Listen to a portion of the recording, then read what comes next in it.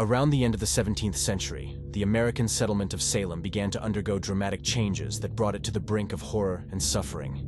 It all began with two young girls who suddenly fell victim to inexplicable seizures. The immediately summoned doctor delivered a devastating diagnosis. It was the curse of witches. This unleashed a hellish spiral of torture and executions, claiming the lives of 20 innocent people. Today, the shadow of their tragic death still looms over the town. For any lover of mysteries, the town of Salem in the state of Massachusetts in America is no stranger. In the years 1692 and 1693, a series of witch trials took place here. During these trials, over 200 people were accused, 30 of whom were convicted, and 20 of them were executed. Among these 20, 19 were hanged, including 14 women and 5 men, and one individual suffered an unusually brutal fate. This unfortunate man was Farmer Giles Corey, who vehemently denied all accusations directed at him. According to the customs of the time, Giles Corey was stripped, tied to a wooden plank, and heavy weights were gradually placed on his chest. This procedure typically continued until the accused confessed their guilt, often just to relieve their suffering. Nevertheless, the brave Corey chose not to do so and instead opted for death. Later, he, along with the others who were executed, was posthumously declared innocent. But, of course, this couldn't bring back the lives of those who had died. Due to these horrors, Salem is still regarded as one of the main American cities associated with the supernatural, and it seems that spirits find their place here. If you're curious, come and meet them. Eating with a spirit? Amy Butler, the American owner of A&B Burgers restaurant in Salem, could have chosen a building with a less ominous history for her establishment. From the very start of the restaurant's operation, they knew they would constantly look over their shoulders to check if something terrifying was manifesting behind them. In this building, there are places where the air is consistently chilling, regardless of the season. This cold is often associated with the presence of spirits. Mediums, individuals claiming to communicate with the afterlife, sense an energy of evil here that lingers from the time when the building was used as a prison. Some even claim to have seen the apparition of a former guard walking down the hallway with wooden planks. While such stories may send shivers down one's spine, visitors to this restaurant, even though they may occasionally feel discomfort, are carried away by the taste of hamburgers and homemade beer, which surpasses all their concerns. Similarly, the liquor store on Darby Street, Bunghole Liquor, has a history that makes it a clear candidate for paranormal phenomena. Originally, it was a funeral home. During the Prohibition era, when alcohol sales were completely banned in the USA, which occurred in the 1920s and ended in 1933, there was a secret bar in its basement where locals would come for a drink. The locals loved it so much that it later became a legitimate business, and it seems to have permanent guests who never leave. There is definitely something supernatural here, says the current assistant manager, Brandon O'Shea. He himself claims to have seen the apparition of a woman dressed in 1930s attire, standing by the shelf of vintage wines. Is it possible that someone is just having fun and intentionally dressed up to look like a ghost? Cinema Salem is an independent movie theater run by a group of enthusiasts. It offers more than just movie screenings, as live performances, concerts, and the cinema's role as a cafe and art gallery have made it a unique place in Salem. For those interested in the supernatural, it has become a significant location. Peter Horn, who manages the cinema, says, "We've had countless media outlets, ghost hunting teams, and various paranormal investigators here.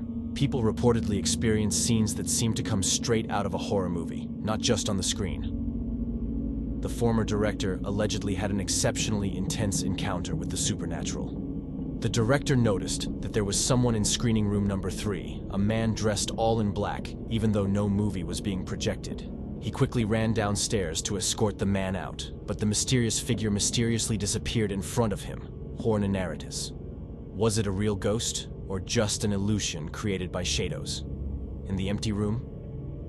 After the hysteria of the witch trial subsided in 1693, and as the collective frenzy waned, Salem appeared to shed all restraint and humility. Local taverns became centers of various illegal activities.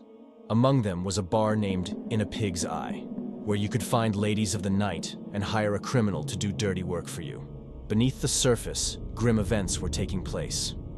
There was a network of tunnels connecting various establishments, which led to the waterfront. These tunnels were primarily used by ship captains who would kidnap intoxicated young men, and these unfortunate souls would wake up sober as slaves on ocean-going vessels, rowing somewhere in the middle of the sea. Salem's harbor is purportedly full of ghosts from its maritime past, manifesting as pirate spirits, along with voices of lament that don't belong to the living. Is it merely the sound of the sea breeze, or the cries of those who lost their freedom here? Do the dead return? The old Salem cemetery is adjacent to another place documented in the city's chronicles for supernatural phenomena.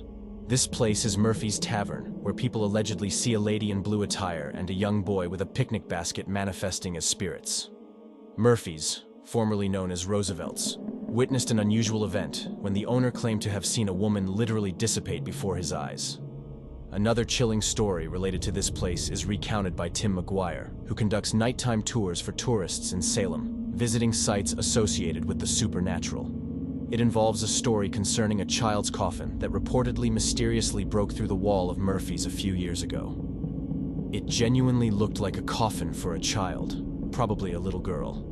It fell from the corner of the graveyard where Irish Catholics were buried, so I'm not surprised that paranormal activity is most common right here, McGuire says, adding that he witnessed photographs of the entire incident. Could the local deceased remain restless long after their death? The first hanged witch. Lyceum Hall, a majestic municipal building, carries a rich history within its walls. It was here that Alexander Graham Bell addressed the citizens about his idea, which later led to the useful invention known as the telephone. Currently, it has been home to prestigious restaurants for decades, notably Turner's Seafood, where you can savor the best seafood in the area. However, if we delve deeper into the past, we discover that this building stands on land that once belonged to Bridget Bishop, the first woman hanged during the Salem witch trials in 1692. She was accused of allegedly appearing to people at night, pinching, biting, and scratching them, enticing girls to immoral behavior, and even casting curses on animals and people. Her efforts to defend herself were in vain, and she met her fate on the gallows. During her lifetime, Bridget Bishop had apple orchards in the vicinity of Lyceum Hall, and even today, there is said to be an inexplicable scent of apples in the air. Simultaneously, reports persist of a woman in a white dress who is occasionally seen in the reflections of windows and mirrors. Is it Bridget who ensures that the injustice she suffered is never forgotten? Salem is a place where the past and the present merge in a fascinating way. From the eerie tales of the first executed witch, Bridget Bishop, to the inexplicable phenomena at Murphy's and the chilling experiences at Cinema Salem. This mysterious town and its dark history leave people with many questions.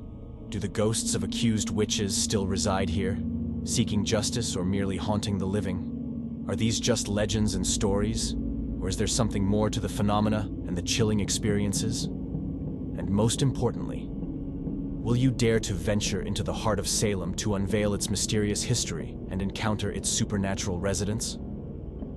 That's all from us for today. If you're interested in videos filled with mysterious mysteries, dark stories, legends, or monsters, and you crave more, subscribe to our channel so you won't miss any new videos.